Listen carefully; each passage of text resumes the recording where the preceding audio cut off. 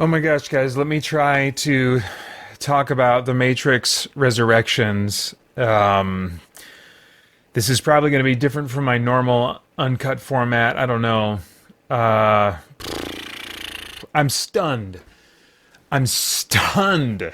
I mean, I thought that I might be disappointed in the movie. I thought I might dislike it. I wasn't sure. I thought maybe it'll be great. I was totally.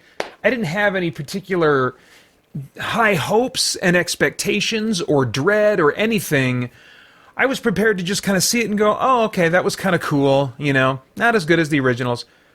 What I didn't expect was to have this experience, which fell so far below the quality bar I would have expected, in terms of my tastes and what I think are core essentials to the Matrix trilogy. Anyway, okay, if you're watching or listening to me for the first time, I'm Paeter from christiangeekcentral.com, and this is not my normal format for my review. Let's just get into it. I think that there's a clue in this movie. First off, okay, let me give you what IMDb says for the synopsis. Where is that at?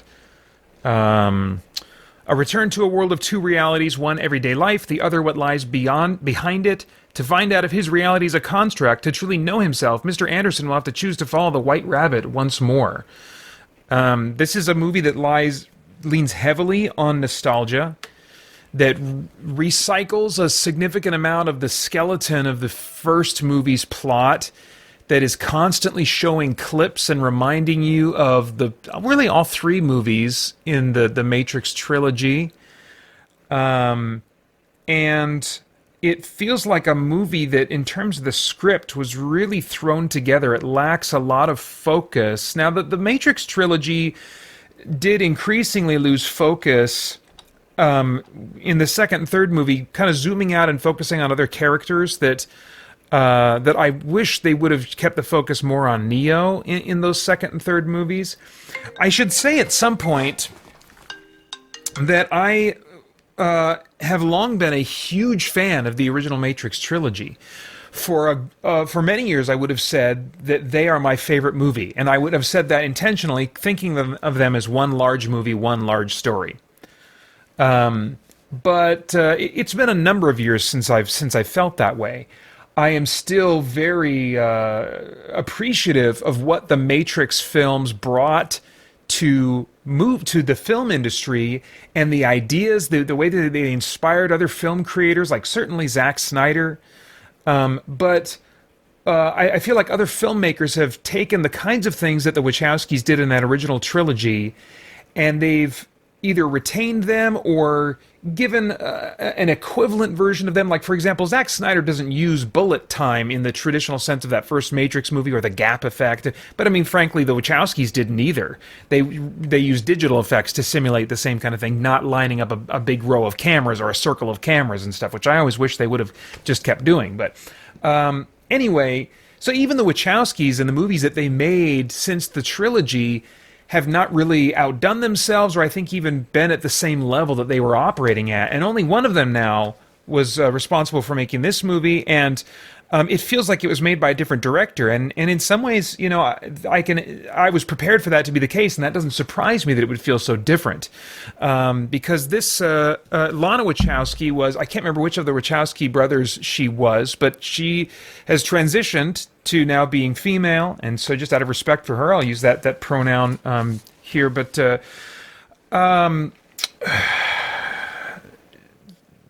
this is a person who's been through a lot, and it feels like a movie that's directed by a very different person in a very different place, and I don't think that should surprise us. What I wonder is if if like the striking visual elements of the original trilogy were brought to that trilogy by the Wachowski that was not involved in this film, because this movie lacked just all of the style, I thought, of those first, particularly the Matrix and the Matrix Reloaded, which when they were in the Matrix were doing a lot of camera work, I'm not just talking about visual effects. In fact, that's not primarily what I'm talking about. If you just look at the composition of shots in the original Matrix movie and in The Matrix Reloaded, there's so much style going on in those shots, even the many shots that had nothing to do with visual effects. And I just felt like that was really lacking here. And I don't even necessarily think it's an issue of the skill of the director. Maybe it was this Wachowski that brought that visual style and visual flair to those first 3 movies. If that's the case, then why wasn't it employed here? I can only speculate. But I think that here's what I will speculate. I think there's a cry for help. There's a white flag of surrender that's waved at one point in this movie. There's a lot of meta humor going on in this story. References, that even though actors aren't looking at the camera and breaking the fourth wall that way, they're doing it in other ways. And in this world, Neo and Trinity have been reinserted into the Matrix. Turns out they didn't die or whatever. They've been reinserted into the Matrix, and they explain, what do you mean? Because we're like, well, they died, right? Well, they explain that later on in the movie. I'm not going to get into that. But they've forgotten their previous lives. And Neo now believes that he is Thomas Anderson, who is like a major one of the major players or whatever in a video game studio. And they made this trilogy of video games, the Matrix games. They've made 3 Matrix games. And when they're showing clips from it, sometimes they're referring to that as the game, So they're referring to the Matrix all the time. That's where some of the meta humor comes from. And so here's the cry for help, I think. I speculate that's in this movie. At one point, kind of like the executive, the suit that runs the company, who's not Thomas Anderson, who's really like the designer, the creative, the head creative at this studio. But the suit tells Thomas Anderson at one point, or maybe it's like a think tank of people. Anyway, this comes up as they're talking about the video games, that they're going to make a 4th one, and they know that that's not what Thomas Anderson wants to do. He doesn't want to make another one. But their parent company, Warner Brothers, they actually say that. Our parent company, Warner Brothers, was going to make a 4th one with or without us. And so we might as well be a part of it, and, we might as well make it ourselves, because if we don't, they're just going to do it without us. And I'm like, oh, dude, wow. I would bet that there is a major parallel in this movie, that Warner Brothers was perhaps going to do something with the Matrix, and Lana Wachowski said that she wanted to do it because she didn't want them to do it without her. Maybe something similar was going on with Neo, with what's his dude, Keanu Reeves' involvement, and Carrie-Anne Moss's involvement. I don't know, but it feels like a project that was not made out of passion to really do something ambitious, it doesn't feel like a project that was made because a creative desire was driving it. There was that felt creative need to we need to do this. The script felt just unfocused. It's 2.5 hours long. There were some bits that I liked, there was about maybe 8 to 10 minutes that I liked between Neo and Trinity. Total, not all in one stretch. And that gave me some brief feels, because, I've got a history with this, and they were playing to nostalgia a lot. And so they're going to get me a little bit on that. Not most of the times that they were playing to nostalgia. I was just like, why are you doing this? Why are you doing this? But there was some sweet moments, brief sweet moments between Neo and Trinity that that probably totaled up to 8 to 10 minutes, maybe 7 to 10 minutes that I liked. It did result in an overly sweet ending that reminded me a little bit of the ending to the Matrix video game. When you play The Matrix Path of Neo, which, do I still have that somewhere? I think I've got that. Oh, here it is. Here it is. Okay, if you're watching the video version of this is The Matrix Path of Neo. And this is kind of a retelling of the Matrix trilogy, playing as Neo through the whole game on PlayStation 2. And at the very end, instead of like what normally happens at the end of the third movie, these two digital representations, Atari-looking characters of the Wachowski brothers come out. And they say, so at this point, normally Neo sacrifices himself to save everybody, and in cinema, when you're telling a story, that's really cool. But in a video game, at the end of a big video game, the Jesus thing is kind of lame, they say. And so what you really want is like a palm sweating kind of thing that's going to be really intense, and you want your hero to win at the end. And so if you play that boss battle, it's kind of a cool boss battle, as boss battles go. At least visually, it looks kind of cool, and conceptually, it's a neat idea. And then at the end, they just play "We Are the Champions, my friend" or something, and they just show like the beautiful sky of the Matrix as it's been, and it felt like it was poking fun a little bit. It was just like, it was overly victorious, overly sentimentally victorious and positive. And I had a similar feeling at the end of this one, where it's like Neo and Trinity, the way they were smiling and acting at the end of this movie, it was like, these are not these characters. This is like a parody. And that's kind of what parts of this movie felt like at times. It's like, this is like the SNL sketch version returning to the Matrix, like as an SNL sketch, or like as a comedy it's like making fun of itself almost. Sometimes the way these characters would behave, a lot of times they're serious and they're like you would expect them to be, but there'd be these moments here and there when I'm like, either they have a totally different creative vision for this, or there's something jaded about how they're just like, we're just going to make fun of ourselves. Part of me, I don't really think this is true, but part of me does allow for the possibility that like Lana Wachowski just did this to destroy the franchise, because the Wachowskis just, they made their statement and they're done. That's really what the word was from them after those movies were done. That's what we heard from Keanu Reeves, that like, these guys have made their statement and they've told their story, and now that story's over. So it seemed like really definitively they had no interest in coming back to it. And that's just always been the case, And so I could almost believe that in some ways this was made, I don't know. It reminds me a bit of, this is going to sound like a harsh comparison. I don't mean it to, because it's not as bad as the comparison I'm about to make, but it in some ways reminds me of the famous Star Wars holiday special, which compared to the Star Wars movie, the effects were so low budget, the film quality, I mean, they were using video instead of like real film, I think. If you've ever seen it, you know what I'm talking about.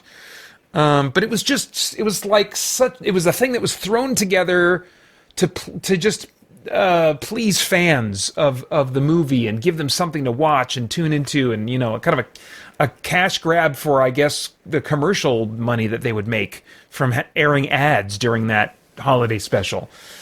So this is weird, but this seems like a weird time to do a cash grab this many years later. That's why I just can't help but keep coming back to that statement made by those characters saying our parent company, Warner Brothers, was going to make a Matrix 4 with or without us. And so that's why we're doing this, because they were going to do it anyway.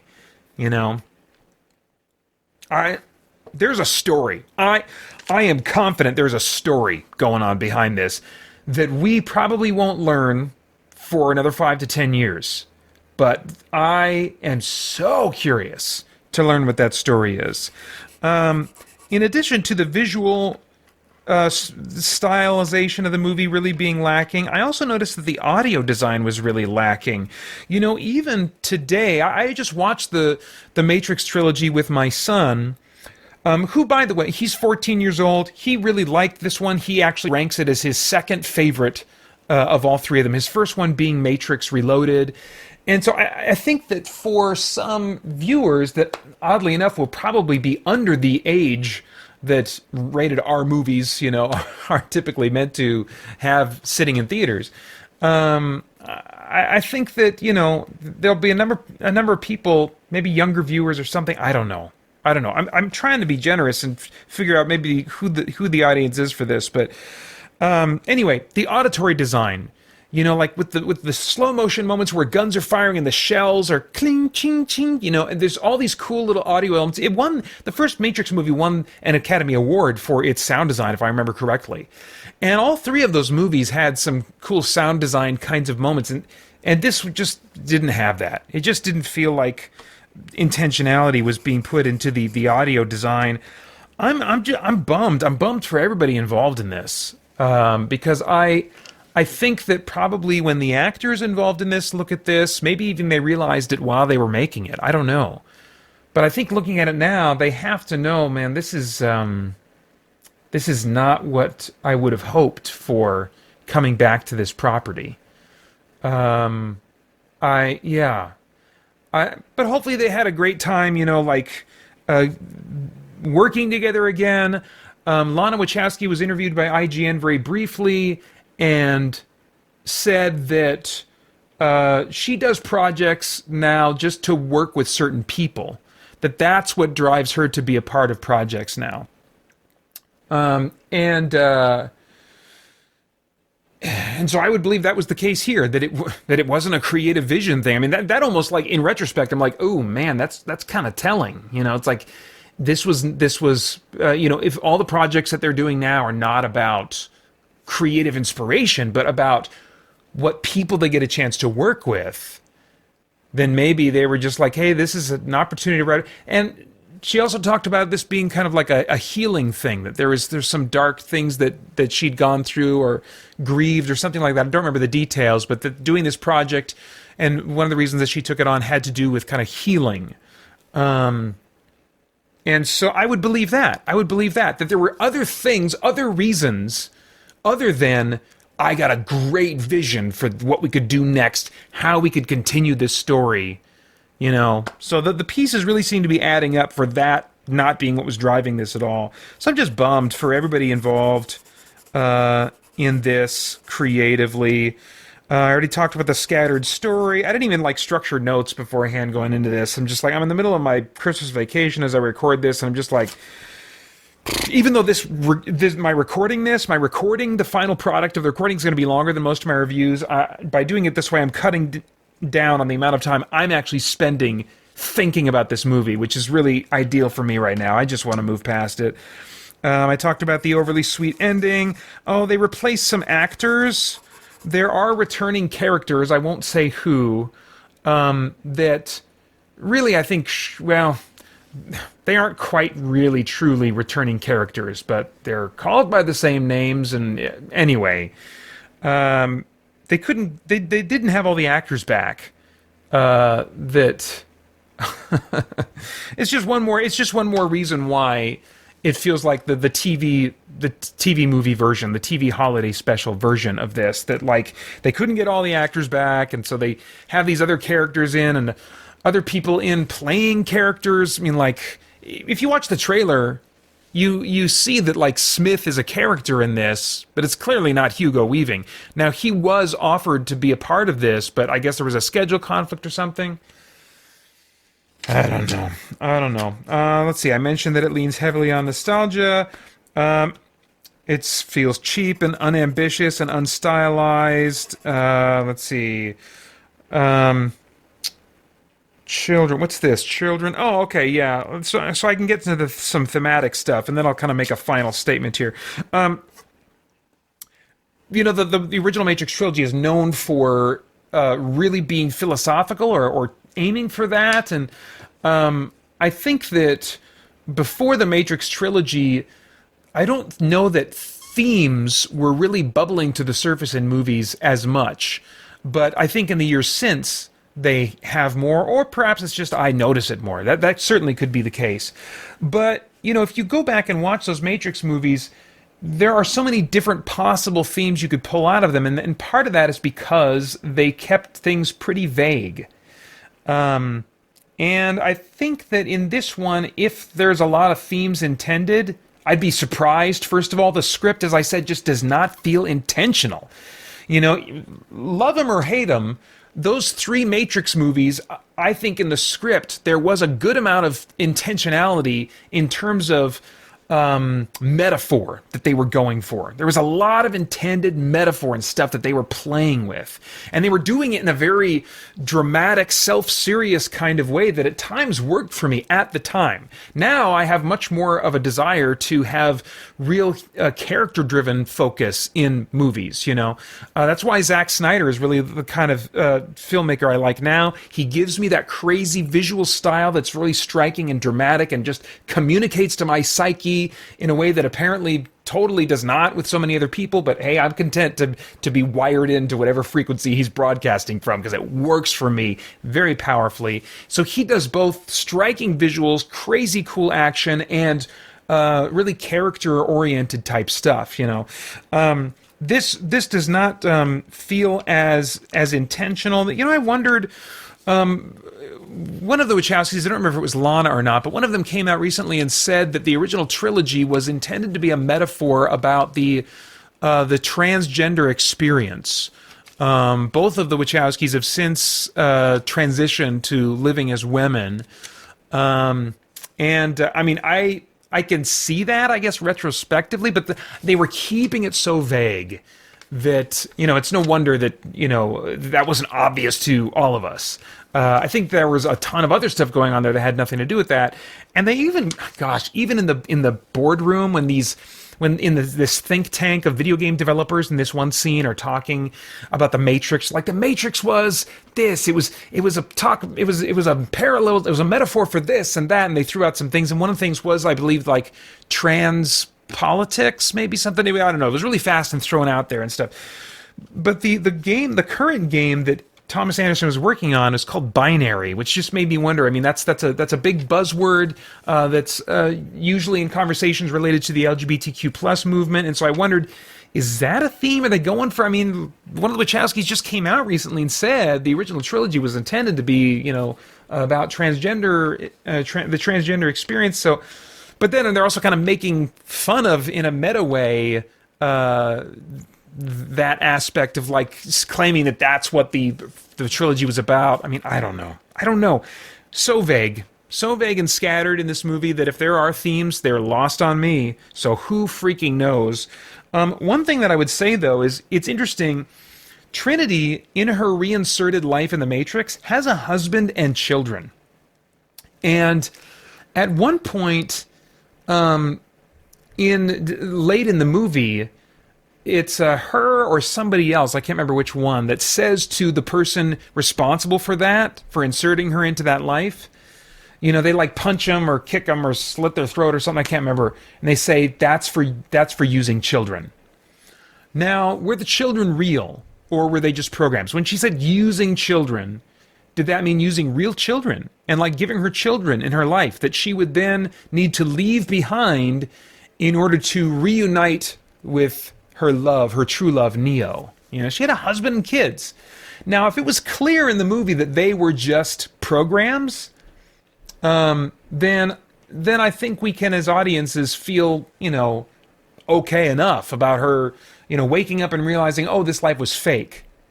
But if they were real, if those were her real, Trinity's real kids in this new life that she was inserted into, and she was leaving her family in order to go and be with her true love, that strikes me as something that just encourages what I think is a seed that leads to divorce. Or where people will find themselves in a family life and they start thinking to myself, this is not the life I'm meant to be in. with this spouse and these kids. My true love is over there. I need to be with them. And so then they destroy their family, split it in half, leave their spouse and kids, and go and pursue this other relationship. If these kids in this movie are, in the minds of the filmmakers, real kids, then that seems to be a validating of that type of life decision, which is really sad to me. Anyway, here's what I would like. I would like for this franchise to rest for about 5 years. That's probably what it'll take. Minimum of 3, I think, is what it'll need. I think if it bombs in the box office, which it probably will, and it's just forgotten about in a few months, then that could get us along the road where I want to be faster. But I want it to rest for 3 to 5 years, and then I want to get an announcement that The Matrix is being rebooted as a premium streaming TV series, probably on HBO Max, since they're the ones that Warner Brothers is all entangled in. But whether it's them or Amazon Prime or Netflix, I don't really care. But just one of these premium streaming services that has a history of making really solid premium streaming content, and then give it to a showrunner, a show creator, a collection of producers, showrunners, and writers and directors that have a passion for this world and have ideas for what they could do with it. But the Wachowskis, I think, need to stay out of it. And I think at this point, the well has been poisoned for having Keanu Reeves and Carrie-Anne Moss and any of the original cast in it. I think we got to do a complete restart on this. Now, I think they could tie it in eventually. I think we could do a series that seems to be a reboot, that seems to not share any continuity, but we could eventually learn that actually the main character is Neo in a pre-incarnate life, or something like that, or a post-incarnate life, or whatever. They were playing with the idea of him kind of coming back, the one kind of recycling in the system, and them going through this war with Zion again and again and again. So there's ways they could eventually, if they wanted to, say, actually, no, this is part of the continuity of the first 3 movies, and we're going to pretend that 4th one never happened. I don't know. Oh my gosh. Yeah. I like I said, I haven't been the big fan of the Matrix movies that I was years ago, and so this isn't like a really disappointing blow to me as a geek, like I think it could have been if it would have come out 10 years ago. It's more that I am just completely baffled and really curious about what happened behind the scenes. I cannot wait for that story, for that documentary, for whatever that is. But that's all I have to say for now. This one's rated R for violence and language. I want to thank the Spirit Blade Insiders for making this review possible. Hopefully, with their support, me being able to see this and review it, I can save some people a few bucks. Or maybe, you know what? If you watch this movie and love it, I would love to hear from you. I was really happy, and I told my son as much. I was like, man, I'm so glad that you found a lot in this that you enjoyed, man. That's great. That's great. So we had a good exchange. He and I landed on very different places here. Yeah. All right, that's all I got to say. Thanks a lot. Bye-bye. Hey guys, thanks for tuning in. We've got a ton going on here at Spirit Blade Productions and Christian Geek Central, including our in-depth Bible study for geeks, movie, game, and other entertainment reviews or commentary, live streams, Christian geek news, original audio dramas, and tons more. And on top of all that, you can become a Spirit Blade insider with an influential voice and get access to exclusive content and rewards. It's your involvement as a patron that will keep all of this going and growing. So I want to thank you for your consideration in that. For more information, please check out our Patreon page through the link below at patreon.com/spiritbladeproductions. Thanks for listening.